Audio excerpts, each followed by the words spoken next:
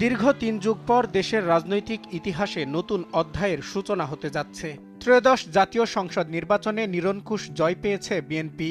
২৯৯ আসনের মধ্যে জোটগতভাবে ২১২টি এবং ধানের শীষ প্রতীকে এককভাবে ২০৯টি আসনে জয় নিশ্চিত করে সরকার গঠনের পথে তারেক রহমানের নেতৃত্বাধীন দল বিএনপি। বগুড়া ৬ এবং ঢাকা ১৭ দুই আসন থেকেই জয়ী হয়েছেন তারেক রহমান। নিজের প্রথম নির্বাচনে অংশ নিয়েই বাজিমাত। ফলে প্রধানমন্ত্রী হওয়ার দৌড়ে তিনি এখন সবার আগে। ইতিহাস যেন নিজেকেই পুনরাবৃত্তি করছে।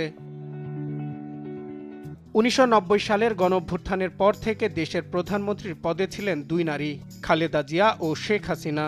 ১৯৯০ সালে কাজী জাফর আহমেদ ছিলেন সর্বশেষ পুরুষ প্রধানমন্ত্রী। দীর্ঘ ৩৫ বছর পর আবারও একজন পুরুষ প্রধানমন্ত্রী পেতে যাচ্ছে বাংলাদেশ।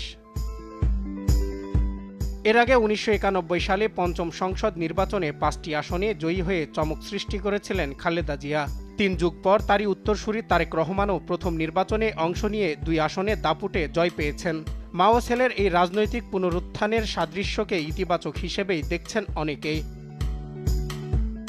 ২৪-এর বিপ্লবের আকাঙ্ক্ষাকে ধারণ করে তারেক রহমানের হাত ধরে নতুন এক বাংলাদেশের স্বপ্ন দেখছেন ভোটাররা।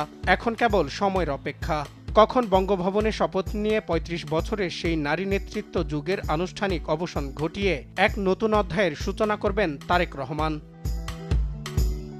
সজল বিশ্বাস, দেশ টিভি, ঢাকা।